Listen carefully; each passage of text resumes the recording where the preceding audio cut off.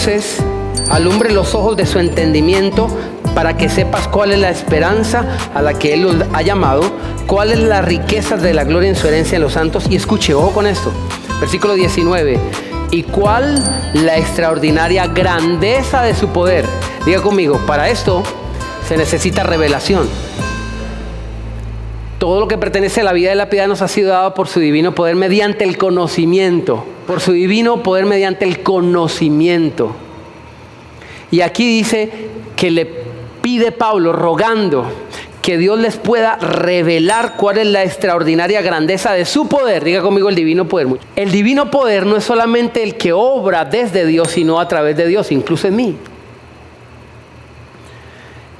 Y Pablo dice, ruego a Dios que se pueda revelar en ustedes eso. No solo que Dios es capaz de levantar muertos, sino que usted pueda tener la capacidad de creer eso. No solo de que pueda creer que Dios puede hacerte caminar sobre las aguas, sino que pongas el pie sobre ellas. ¿Me hago entender? ¿Y cuál es la extraordinaria grandeza de su poder para con nosotros los que creemos? ¿Cuál es la extraordinaria grandeza de su poder para con nosotros los que creemos? Pablo entiende que quien cree tiene una grandeza de poder que todavía debe explorar. Toda limitación de mi fe, escuche por favor, toda limitación de mi fe me da la imagen de un Dios limitado. Toda limitación de mi fe me da una imagen de un Dios limitado. ¿Sabe por qué hay gente que tiene Dios limitado? Le voy a contar una historia del primer televisor que me compré. Gracias. Y yo en ese entonces manejaba un concepto de humildad tan equivocado que no era humildad, era falsa humildad. Yo llegaba a un lugar y me decían, ¿quieres juguito? Yo decía, bueno, un poquito. Y me daban un poquito y yo no había comido en 3 días. Y era un poquito. Y la gente no lo hacía de mala fe. Es que pensaban que como yo había pedido un poquito, decían, bueno, de pronto nomás querrá pasar el trago amargo. De pronto ya acabó de comer y yo pedía poquito. De a poquito. Un poquitico nada más. ¿Quiere más arroz? No, está bien. Y yo adentro, ¿sí? Era así. Entonces yo me propuse, yo quiero mi televisor, yo no tengo televisor, yo quiero un televisor. Y empecé a ahorrar. Me compré una alcancía y echaba moneditas de 50, echaba moneditas de 100 y llené tarros. Y eso no daba un brinco. Costaban más los tarros que lo que yo le echaba a esos tarros. Y alguien en un momento dijo, no, pero es que ¿cómo hay una alcancía con eso? O sea, llénela de 500 y de 1000. Para mis adentros yo pensaba, claro, como ustedes son ricos, tienen monedas de 500 y de 1000. ¿A mí cuándo me llega eso? Y a todo el mundo le llega en su bendito momento monedas de 500 y de 1000. Lo que pasa es que yo, en esa falsa humildad que manejaba, no me atrevía a tomar monedas de semejante denominación, porque no ve que son tan grandes. Y hasta que Dios me dijo, ¿quiere televisor? No. Ese es el medio que yo le doy ahora, en el periodo de fe que estás pasando, para que lo puedas obtener. Ahorre así. Y yo me encargaré de que las monedas que usted retiene tanto porque dice que las necesita tanto, se las suplo por otro lado. Coja todas las monedas de 500, écheselas a ese tarro. Y así fue. Y aunque me costaba a veces porque decía, ay no, es que esto... Las empecé a echar. Y de repente, wow, vi el rendimiento. Y por allá pusieron en algún momento una oferta. Creo que cerraron por allá un lugar donde se jugaba ese PlayStation, no sé. Y vendieron un poco de televisores en oferta. Yo dije, aquí fue. Y fui a comprar mi televisor. De esos cajones, de esos tarrados grandotes, ¿se acuerda que venían antes?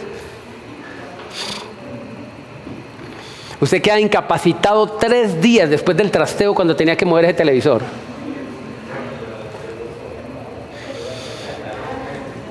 Y wow, y en oferta todavía, buenísimo. Mi hermanito compró también conmigo ese. y lo puso por allá. Usted sabe, ahora uno pone los televisores en la habitación, ¿cierto? Ahí pegado a la pared. El hermano lo puso sobre la cama. Yo nunca veo ver televisión allí porque que se le caiga uno eso, la matada que le pega. Esa vaina era pesadísima. La otra vez él les cayó y atravesó la cama, partió 3 tablas, rompió el piso y quedó abajo en el sótano. Impresionante. Lo encontraron allá en Japón. Qué bendito televisor tan pesado. Y yo era así del poquitico, esa falsa humildad, de poquitico. Hasta que entendí que Dios podía proveerme más allá de mis limitaciones, porque Él no estaba limitado. Yo era el único que lo limitaba. Con moneditas, con creencias. Y alguien dirá, pero ¿por qué pone un ejemplo tan burdo para hablar del crecimiento de la fe? Solamente la fe, porque a mí me habían enseñado que la fe es algo tan espiritual que nunca, jamás se puede hablar de algo terrenal para eso. ¿Sabe qué dice la Biblia? Tesoro preciado y aceite hay en la casa del sabio, pero el necio todo lo disipa. ¿Sabe qué es tesoro preciado y aceite? Banalidades. No son cosas de primera necesidad.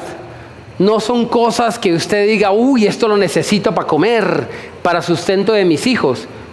El aceite es el lustrapel. ¿Alguien conoció? Usted que conoció el televisor de tubo debe conocer lo que era el lustrapel. Es como el ungüento que lo pone bonito y que lo hace elegante y que lucir bien. Está mejor, la brillantina. Ustedes no saben, pero no se ríen de lo que es eso. Es que aquí está hablando que en la casa del sabio hay abundancia incluso de cosas que no son de primera necesidad. Pero dice que el necio todo lo disipa, inclusive lo que es de primera necesidad. ¿Y sabe por qué? La palabra es esa, necio. Falta de entendimiento, falta de comprensión, falta de sabiduría. Porque cuando Dios provee de sana sabiduría a los rectos, les da incluso para tener cosas que Dios no tiene problema en dárselas, porque ya no tienen limitaciones y por lo mismo no tienen un Dios limitado. Dios está tan limitado para bendecirte como la limitación que le muestras tú para creerle. Tú no defines el poder de Dios, pero sí su alcance. Por eso se requiere una fe osada. Efesios 3:20, y con esta terminamos, ¿ok? Efesios 3:20 es la última cita que vamos a compartir hoy. En esta cita me permití buscar varias versiones, 6, 7 versiones. Pero por cuestión de tiempo no las voy a compartir. Le voy a decir cuáles son las versiones que encontré para que usted las investigue y verá que dicen algo diferente. De pronto comparto 2 nomás. Porque dice algo bien interesante. Efesios capítulo 3, versículo 20. Dice, y aquel que es poderoso para hacer todas las cosas, mucho más abundantemente de lo que pedimos o entendemos, según el poder que actúa en nosotros. Diga conmigo, el que es poderoso para hacer todas las cosas, mucho más abundantemente de lo que pido o entiendo, solamente lo va a poder hacer, según el poder que actúa en mí. Según. La palabra según es una conjunción. Esa palabra es condicional. Todo lo que Dios puede hacer está determinado por todo lo que usted pueda creer, según el poder que actúa en usted. Y así le llama, poder que actúa en ti. La oración eficaz es la que confluyen los 2 poderes, el poder de Dios y el poder que Dios puso en mí, que es el poder de creer. Eso lo dice así como lo acabé de leer, la versión Reina Valera 1995. La Biblia, en esa versión Palabra de Dios para Todos, dice, por el poder de Dios que obra en nosotros, Él puede hacer mucho más de lo que jamás podríamos pedir o imaginar. Las Américas, Dios habla hoy. Y hay una versión que es una revisión muy moderna de la Nueva Versión Internacional, que lo dice así: al que pueda hacer muchísimo más que todo lo que podamos imaginarnos o pedir, por el poder que obra eficazmente en nosotros. Traje esta versión por la palabra eficaz. cuando dice la Biblia que la oración eficaz del justo puede mucho. Aquí dice, al que puede hacer muchísimo más de todo lo que podemos imaginarnos o pedir, por el poder que obra eficazmente en nosotros. Entendamos que hay un poder eficaz en nosotros, que es tan eficaz que jamás va a reducir o limitar el alcance de Dios en su poder. Y solamente nosotros somos los que lo determinamos. El poder de Dios se debilita donde haya debilidad en el poder de nuestra fe. El poder de Dios se debilita donde haya debilidad en el poder de nuestra fe. En Mateo 13:58, que ya habíamos mencionado, dice la Biblia que el Señor Jesús no pudo hacer allí, diga conmigo allí, en ese escenario. Jesús no pudo hacer allí muchos milagros debido a la incredulidad de ellos. ¿Debido a la falta del poder del Señor? No, debido a la incredulidad de ellos. No pudo hacer allí. Escuche, allí es un escenario. En el mismo escenario donde Dios quiere hacer protagonista su poder, mi fe no puede jugar un papel secundario. En el mismo escenario donde Dios quiere hacer protagonista su poder, mi fe no puede jugar un papel secundario. El alcance de Dios es tu fe y eso mismo es tu límite. Bendito Dios, gracias. Gracias, porque en el escenario de la vida en el que tú has planteado poner y establecer tu poder como el protagonista, nuestra fe no puede jugar un papel, no puede desempeñar un papel secundario.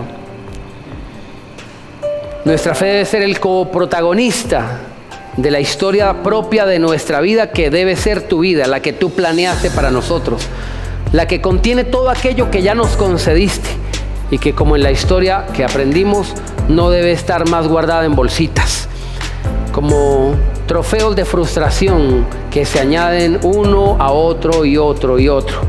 Tú nos pides y nos exiges por demás esforzarnos y ser muy valientes para poder creer,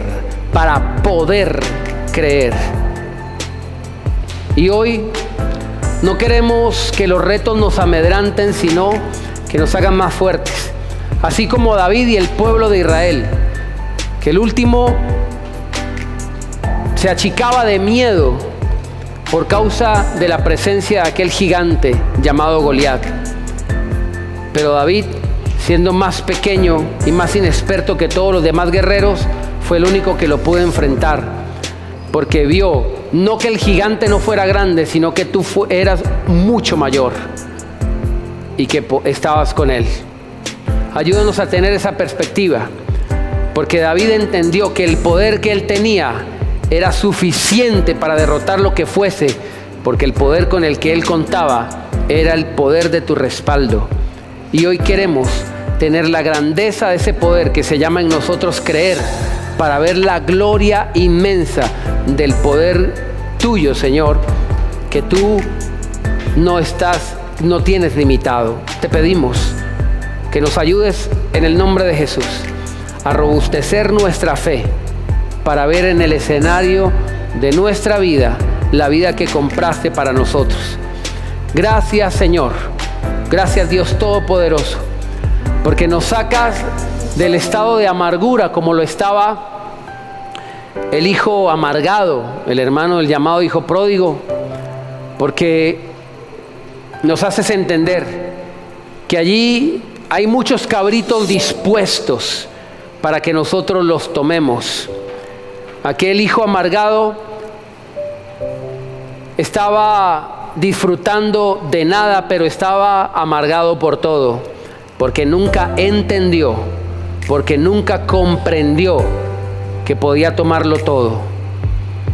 Y simplemente los cabritos gordos se murieron infartados, de gordos y de viejos, y él nunca disfrutó ninguno, porque su fe estaba igualmente enferma y deteriorada por no tener el entendimiento de que para él habías provisto todos los cabritos que quisiese tomar, pero como nunca lo entendió, sencillamente lo único que tomó para sí fue la frustración, la amargura y también la miseria en su fe.